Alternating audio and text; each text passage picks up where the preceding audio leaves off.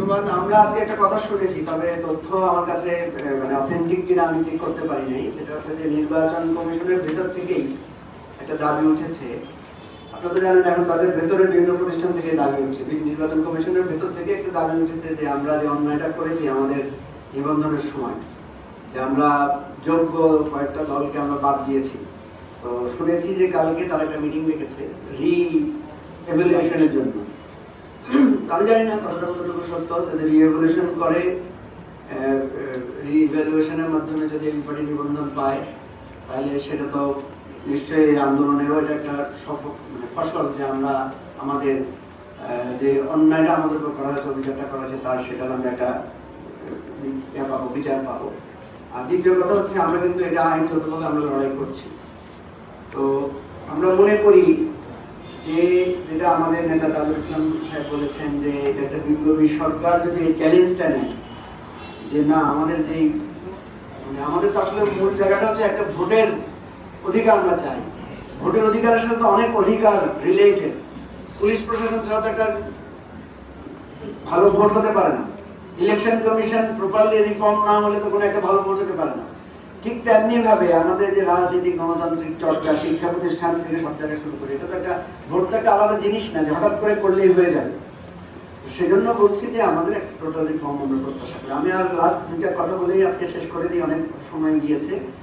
প্রথম কথা হচ্ছে যে আমরা দেখেছি আজকে ছাত্ররা বিভিন্ন জায়গায় তারা শৃঙ্খলার দায়িত্ব পালন করছেন, বিভিন্ন জায়গায় তারা পাহারাদারি ভূমিকা পালন করছেন। এটা ছাত্ররা অনেক বেশি করছেন আমাদের জন্য, এই দেশবাসীর জন্য। আমরা দেশবাসীকে বলবো আপনারা ছাত্রদের পাশে থেকে এই স্বেচ্ছাসেবকের দায়িত্বটা স্বেচ্ছা পালন করেন। আমাদের নেতা কর্মীদেরকে আমরা বিভিন্ন জায়গায় ইনস্ট্রাকশন দিয়েছি, তারা এটা করবে। সকল রাজনৈতিক দলকে বলবো আপনারা ছাত্রদের সাথে স্বেচ্ছাশ্রমের চেষ্টা করেন।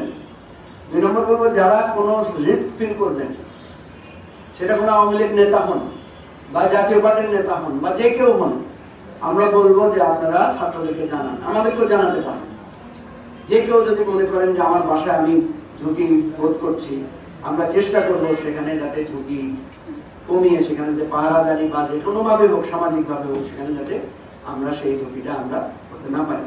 দেখেন আমাদের খুবই দুর্ভাগ্য যে আমি শুনেছি কালকে এসে যে অনেক গণমাধ্যম আক্রান্ত হয়েছে, যে এটা আমাদের বাংলাদেশের জন্য অতীতে কখনো হয় না। এখন আপনি যদি ভিন্ন মতের টেলিভিশন বন্ধ করে দেন, আপনার পছন্দের টেলিভিশন গুলোকে রাখেন, যেমন সরকারের তো উচিত এখন খুব ইমার্জেন্সি বেসিসে Dainik Amar Desh, Diganta television, Islamic television, CSB television, channel 1, যারা দীর্ঘ সময় ধরে এই নিপীড়নের শিকার, সরকারের নিজের উচিত এটাকে চালু করা।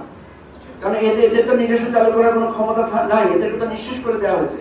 টেলিভিশন স্টেশনগুলো তো জিরো হয়ে গেছে। এখন তাদের মালিকরা কি আবার পয়সা দিয়ে টেলিভিশন দাঁড় করাবে? এর দায় কার? সরকার এদেরগুলোকে ধ্বংস করেছে, যে সরকারই করুক।